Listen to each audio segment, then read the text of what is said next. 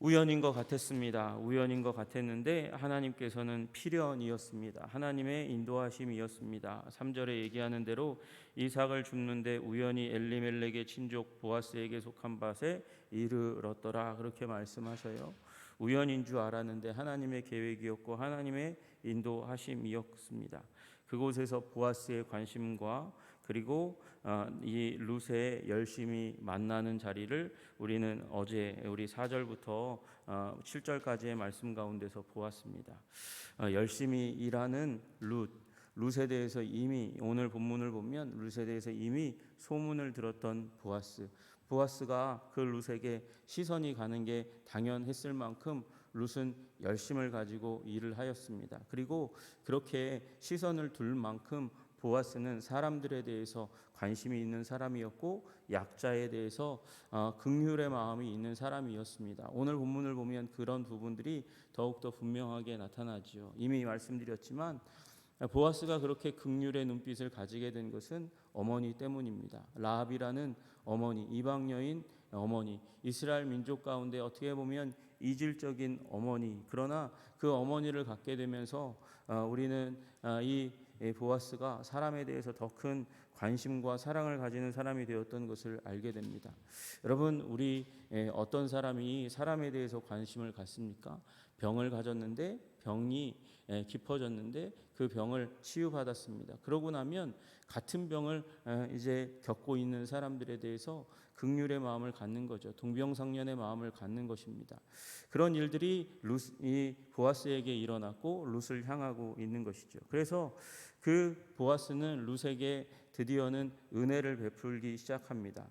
보아스가 룻에게 이제 복의 통로가 되는 것입니다. 은혜의 통로가 되는 것이죠. 8절에 보시면 보아스가 룻에게 이르되 내 딸아 들으라, 그렇게 이야기합니다. 여러분, 내 딸아, 이 얘기에, 이 말에 사랑이 담겨 있는 걸 보십니까? 딸이라고 얘기하는 것 자체는 이 사람을 보호의 대상으로 이미 설정하고 있다는 것입니다.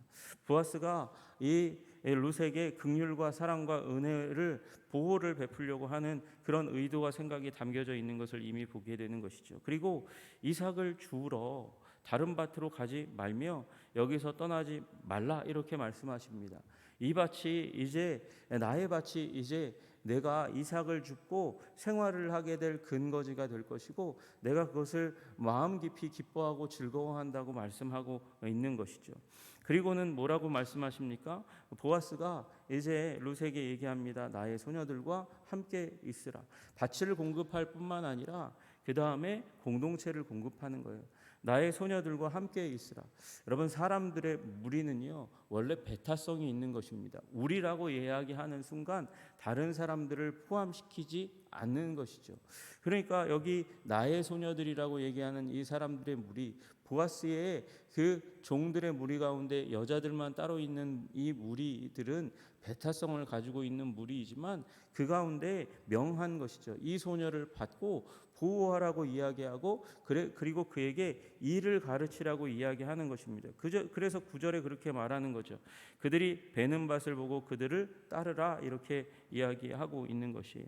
그러니까 이 소녀들과 함께 있고 이 소녀들과 즐거움과 슬픔을 함께 나눌 뿐만 아니라 그 소녀들이 베는 밭을 보고 그리고 그 남자들이 베는 밭을 따라가고 그리고 그 뒤에 따르는 소녀들과 함께 있으면서 이삭을 줍고 그 이삭을 너의 것으로 삼으라고 그렇게 이야기하는 거죠. 그리고 내가 그 소년들에게 명령하여 너를 건드리지 말라 하였느니라.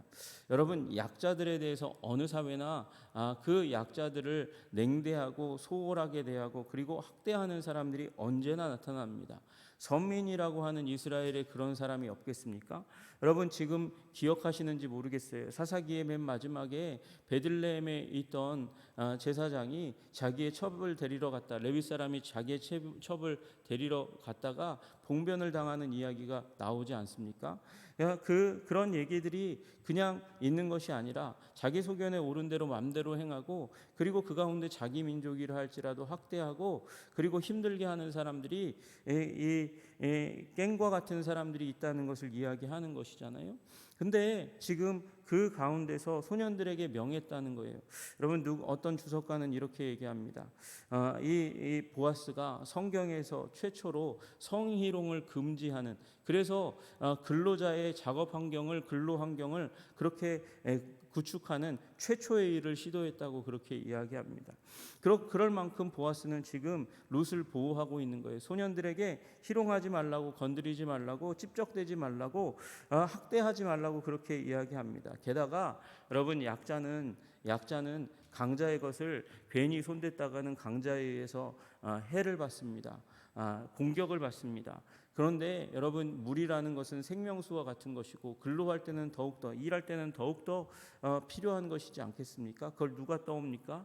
힘이 센 남자들이 떠오겠죠. 그런데 그 물 떠온 것, 그 먹는 것도 눈치 보이는 이방 여인에게 이방 여인을 위해서 이미 얘기한 거예요. 목이 마르거든 그릇에 가서 소년들이 길어온 것을 마시라. 내가 그렇게 이미 얘기해 놓았고 네가 마실 수 있도록 도와주었다. 그렇게 이야기하고 있는 것입니다. 지금 보아스는 이 룻에게 무엇을 공급하고 있습니다? 무엇을 공급하고 있습니까? 일할 터전, 안전한 일할 터전을 공급하고 있습니다. 소녀들이라고 하는 사람들을 일하는 공동체를 지금 공급해주고 있습니다. 보호를 지금 공급해주고 있습니다. 남자들로부터 낯선 사회로부터 공격받을 것에 대해서 그것을 원천적으로 차단하는 일을 하고 있는 것을 보게 되는 것이죠.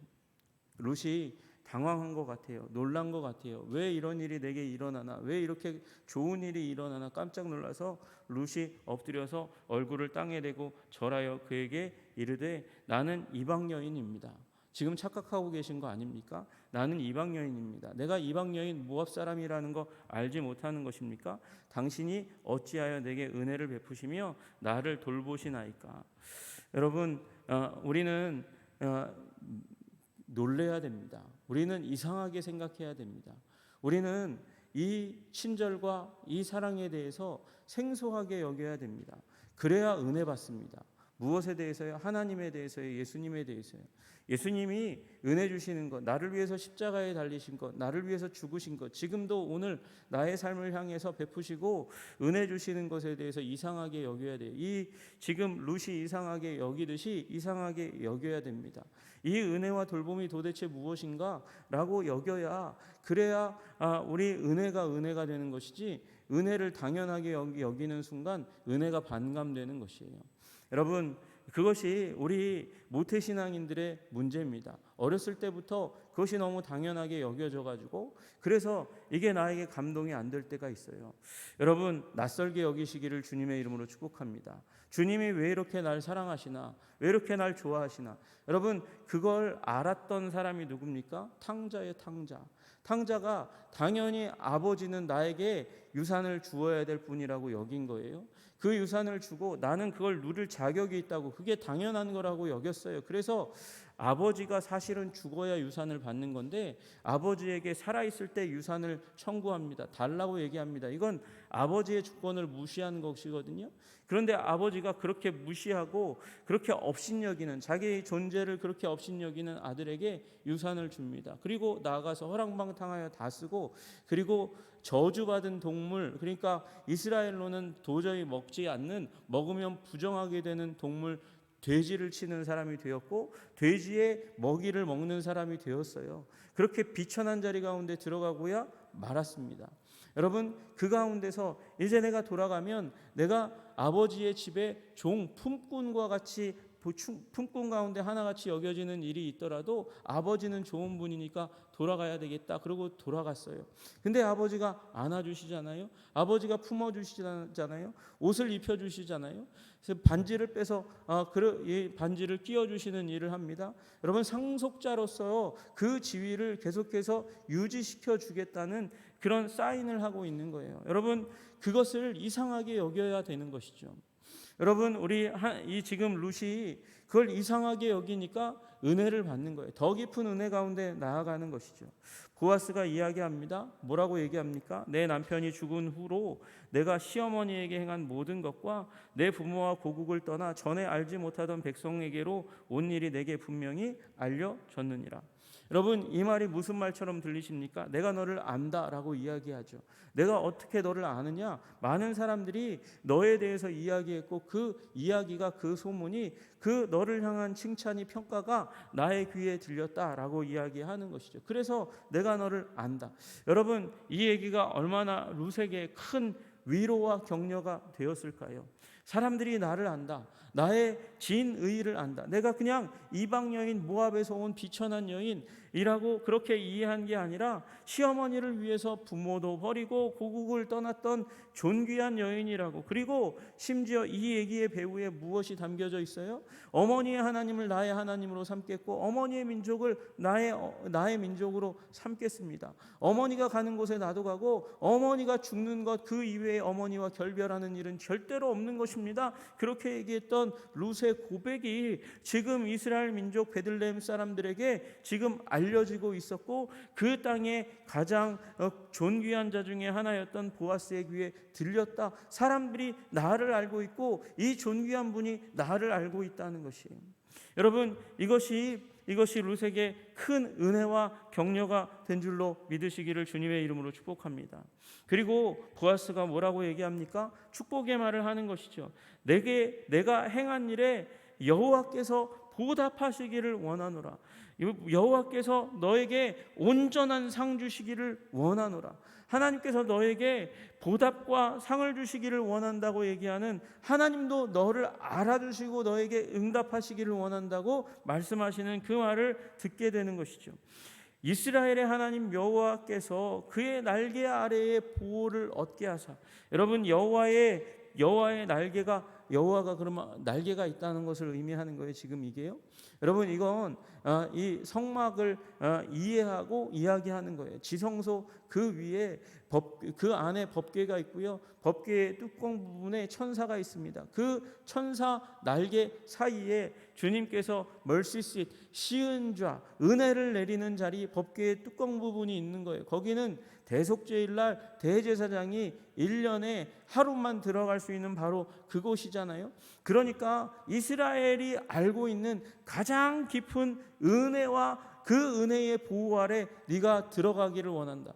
여러분, 이스라엘이 누리는 가장 깊은 은혜를 모압에서 온 이방 여인 너라도 누리기를 원한다고 지금 그렇게 축복하고 있는 것이죠. 여러분, 보아스는 누구입니까? 보아스는 엘리멜렉, 지금 자기의 시아버지의 가장 가까운 친족입니다. 친족을 만나서 그런 보호를 받지만 여러분, 그것으로 끝난 것이 아니죠. 보아스는 예수님의 모형입니다. 예수님의 모형, 다시 얘기해서 여러분과 저의 주인이신 그분의 모습을 우리는 보아스 가운데서 발견하는 것이죠. 여러분, 우리 예수님은 룻과 같은 우리를, 이 땅 가운데서 낯선 나그네와 같은 우리들, 약자인 우리들, 힘을 잃어버린 우리들, 무너질 수밖에 없는 우리들, 기댈 곳이 없는 우리들을 향해서 우리에게 안전한 거처를 허락해 주시는 하나님이신 줄로 믿으시기를 주님의 이름으로 축복합니다. 하나님은 우리를 인도하사, 목자 되신 우리 주님은 우리를 인도하사 푸른 초장과 쉴 만한 물가로 인도하시는 참 목자장이 되시는 줄로 믿으시기를 주님의 이름으로 축복합니다. 그곳에서 주님은 우리에게 우리가 기댈 수 있는 공동체를, 소녀들에게 룻을 맡긴 것처럼 하나님의 공동체에 우리를 맡겨 의탁하고 그곳에서 하나님의 위로와 격려를 받게 하시는 것이죠. 보호를 받게 하시는 하나님이신 줄로 믿으시기를 주님의 이름으로 축복합니다. 여러분, 우리 보아스는 우리의 남편 되실 예수님의 모델입니다. 우리는 그의 신부입니다. 여러분, 룻이라는 이 여인이 지혜로운 여인이고 그리고 헌신적인 여인입니다. 우리에게 주님은 이 룻이 보이고 있는 이 모습과 같이 그렇게 시어머니를 봉양하듯 우리가 사랑하는 사람들을 섬김의 사람, 친절의 사람, 선한 사람, 지혜로운 사람들하고 우리에게 요청하고 있는 것이죠. 그러면 하나님께서 알아주시고 우리를 그 보호 아래, 그 날개 아래, 그 하나님의 따뜻한 품 안에 우리를 품어주시며 그리고 우리를 향하여 우리 하나님의 아들과 딸이라고 나의 신부라고 격려하시는 따뜻한 음성을 베푸실 줄로 믿으시기를 주님의 이름으로 축복합니다. 우리 이 보아스가 룻에게 내 딸아라고 부르며 안전과 그리고 풍성한 보호를, 풍성한 공급을 허락했던 것처럼 우리 주님 바라보면, 우리 주님을 붙들면, 우리 주님을 따라가면 우리 주님께서 우리를 그렇게 은혜로운 자리로 인도하실 줄로 믿고 한 걸음 한 걸음 믿음의 길을 걸어가시는 여러분과 제가 되기를 주님의 이름으로 축복합니다. 기도하겠습니다. 하나님 아버지, 우리의 목자이신 예수님의 모습을 보아스 가운데 보게 됩니다. 주님, 예수님의 모형인 보아스를 통해서 하나님 아버지 우리에게 베푸시는 하나님의 놀라우신 사랑을 바라봅니다. 주님, 그 하나님의 사랑과 은혜와 능력과 보호와 하나님 함께 하심을 우리가 붙들도록 주님 도와주시고, 그리고 룻처럼 하나님 그렇게 선함으로 가득 차 있는 지혜로운 사람, 헌신적인 사람들이 될 수 있도록 우리를 붙들어 주시고 인도하여 주시옵소서. 주님, 이 땅 가운데서, 이 혼돈의 세계 가운데서 하나님 우리 룻처럼 그렇게 사사기의 혼돈의 시대 가운데서도 믿음을 보이고 순종을 보였던, 헌신을 보였던 룻처럼 오늘도 우리들이 그렇게 이 땅 가운데서 살아갈 수 있도록 격려하여 주시고 붙들어 주시고 인도하여 주시옵소서. 예수님의 이름 받들어 기도드리옵나이다. 아멘.